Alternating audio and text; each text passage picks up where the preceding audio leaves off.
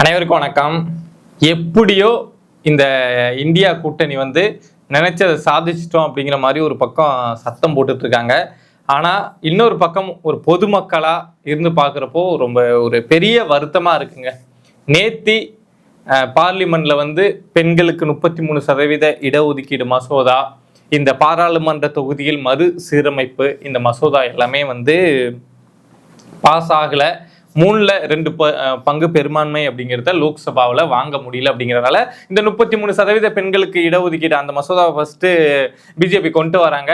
அந்த பில்லே பாஸ் ஆகலை. அப்படிங்கிறப்போ இனிமே இருக்கக்கூடிய மற்ற பில்லும் பாஸ் ஆகாது அப்படின்னு சொல்லிட்டு எல்லா பில்லையும் வாபஸ் வாங்கிட்டாங்க.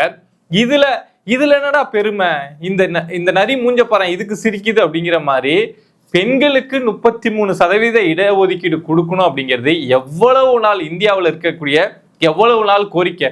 முதல்ல 1996 தேவகவுடா தான் இந்த மாதிரி பெண்கள் அவங்க பிரைம் மினிஸ்டரா இருக்கப்போதான் பெண்களுக்கு இந்த மாதிரி இடஒதுக்கீடு கொண்டு வரணும் அப்படின்னு சொல்லி ஆரம்பிச்சாங்க.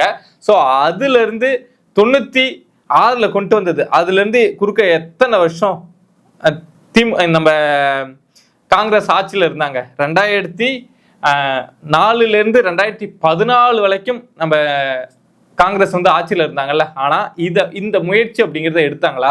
இதுல இடையில எத்தனையோ முறை இந்த மசோதாலாம் கொண்டு வரப்பட்டது. பெண்களுக்கு 33% இடஒதுக்கீடை கன்ஃபார்ம் பண்ணும், உறுதி பண்ணும் அப்படின்னு எவ்வளவோ முயற்சிகள் நடந்தது. ஆனா இந்த காங்கிரஸ் அரசு அதை சாத்தியப்படுத்துச்சா அப்படின்னா இல்லவே இல்லை.